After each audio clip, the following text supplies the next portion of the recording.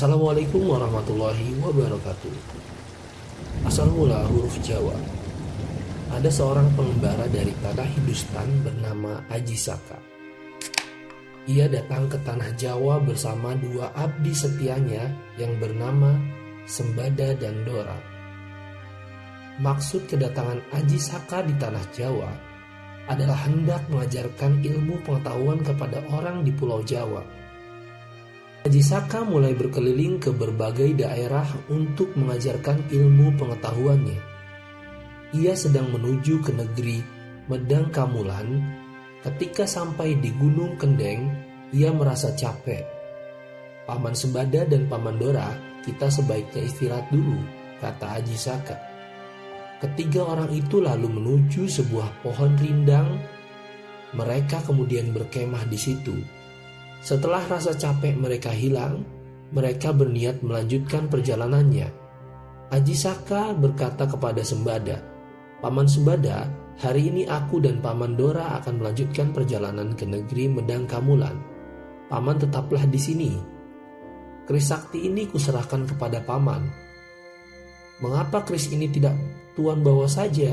tanya Sembada, sambil memperhatikan keris yang berpamor indah itu. "Tidak, Paman Sembada," jawab Aji Saka. "Aku ke negeri Medang Kamulan tidak akan berperang. Oleh karena itu, rawatlah kerisku ini. Jika aku membutuhkan keris itu, aku akan datang sendiri. Siapapun yang meminta keris itu, kalau bukan aku, jangan engkau berikan." Aji Saka dan Dora meninggalkan Gunung Kendeng, menuju ke negeri Medang Kamulan. Sembada patuh dan taat pada perintah junjungannya. Kemudian ia menetap di Gunung Tengger dan merawat keris itu. Kini Aji Saka telah sampai di tapal batas negeri Medang Kamulan. Ia bertemu dengan seorang laki-laki tua. "Paman, apakah benar di sini negeri Medang Kamulan?" kata Aji Saka. "Benar, Tuan," jawab orang tua itu. "Sepertinya Tuan bukan orang sini. Apa maksud Tuan datang kemari?" "Ya, benar. Aku bukan orang sini. Namaku Aji Saka." "Aku dari tanah Hindustan," jawab Aji Saka. "Aku ingin melihat-lihat keindahan negeri Medang Kamulan. Kalau perlu aku akan mengabdi kepada Sang Prabu." "Tuan Aji Saka, janganlah Tuan menghadap Sang Prabu, karena Sang Prabu suka memakan daging manusia. Rakyat negeri ini banyak yang mengungsi. Mereka takut disuruh mengorbankan anggota keluarganya," kata orang tua itu mengingatkannya. Aji Saka tetap pada pendiriannya. Orang tua itu lalu mengantarkan Aji Saka menghadap Sang Patih. Aji Saka berkata kepada Sang Patih bahwa ia berniat mengabdi kepada Sang Prabu Medang Kamulan. Aji Saka menjadi abdi Sang Prabu Medang Kamulan itu tidak mudah. "Jangan-jangan jiwamu bisa melayang dan kau menjadi santapannya," kata Sang Patih. "Hamba tidak akan gentar ditelan Sang Prabu Medang Kamulan," kata Aji Saka. "Jika hamba selamat, bolehkah hamba meminta hadiah tanah seluas ikat kepala ini?" kata Aji Saka, seraya memegang ikat kepala yang berwarna putih itu. "Kalau hanya itu permintaanmu, aku tidak keberatan," kata Sang Patih lalu mengajak Aji Saka menghadap Sang Prabu Medang Kamulan. Kini Aji Saka telah tinggal di dalam istana Medang Kamulan. Waktu makan malam telah tiba. Aji Saka lalu mengubah dirinya menjadi kanak-kanak yang gemuk dan tampan. Prabu Medang Kamulan sangat senang lalu menimang-nimang anak itu dan hendak memakannya. Aji Saka dengan cepat memegang bibir atas dan bibir bawah Prabu Medang Kamulan serta merobeknya. Akhirnya Raja Medang Kamulan itu pun menemui ajalnya.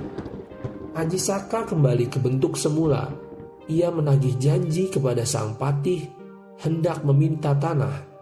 Aji Saka lalu melepas ikat kepalanya dan membentangkannya sehingga seluruh negeri Medang Kamulan tertutup oleh ikat kepala itu. Sang patih pun kemudian menyerahkan negeri Medangkamulan kepada Aji Saka. Rakyat negeri Medangkamulan sangat senang karena Aji Saka berhasil membunuh Prabu Medangkamulan. Kemudian mereka mengangkat Aji Saka sebagai rajanya. Negeri Medangkamulan yang dulu sunyi kini mulai ramai kembali. Prabu Aji Saka tidak hanya memperhatikan masalah pemerintahan saja, ia juga memperhatikan masalah pendidikan baik jasmani maupun rohani. Sejak itu negeri Medangkamulan menjadi negeri yang makmur, aman, tenang, dan damai. Pada suatu hari, Prabu Aji Saka duduk di hadapan abdinya, Dora. Ia teringat pada Sembada. Pada suatu hari, Prabu Aji Saka duduk di hadapan abdinya, Dora. Ia teringat pada Sembada. Paman Dora, pergilah ke Gunung Kendeng. Ambillah kerisku dan ajaklah Paman Sembada kemari, perintah Prabu Aji Saka. Kemudian Dora pergi ke Gunung Kendeng dan bertemu dengan Sembada. Mereka lalu menceritakan keadaan mereka masing-masing. Adik Dora, sebenarnya ada keperluan apa engkau datang kemari? Tanya Sembada. Kakang Sembada, aku diperintah oleh Prabu Aji Saka untuk mengambil keris yang dulu dititipkan padamu. Sekarang ini Prabu Aji Saka sedang sibuk sehingga beliau tidak datang sendiri kemari. Jawab Dora. Aku tidak akan memberikan keris ini kepadamu, kata Sembada. Mengapa? Tanya Dora. Karena beliau dulu berkata kepadaku bahwa jika ia memerlukan keris ini, ia akan datang sendiri kemari. Aku pun tidak diperkenankan oleh beliau meninggalkan tempat ini, jawab Sembada. Sembada dan Dora keduanya sama-sama patuh dan taat pada perintah dan pesan tuannya. Kemudian mereka berperang tanding mengadu kekuatan, kepandaian dan kesaktian. Akhirnya keduanya meninggal. Prabu Aji Saka cemas karena kedua abdinya tidak kunjung datang. Kemudian ia menyusul ke Gunung Kendeng seorang diri. Prabu Aji Saka sangat sedih karena ternyata kedua abdinya itu telah meninggal. Oh Paman Sembada dan Paman Dora, kematian kalian karena menjalankan tugas dan kewajiban, gumam Prabu Aji Saka penuh sesal dan kekecewaan. Prabu Aji Saka sangat ingin mengenang dan memperingati jasa-jasa abdi setianya itu. Diciptakanlah huruf-huruf yang susunannya sebagai berikut. Hanacaraka artinya adalah utusan. Datasawala artinya mereka bertengkar. Padajayanya artinya sama saktinya. Magabatanga artinya keduanya menjadi mayat. Ada dua orang utusan, mereka terlibat dalam pertengkaran, mereka sama-sama sakti, akhirnya keduanya mati.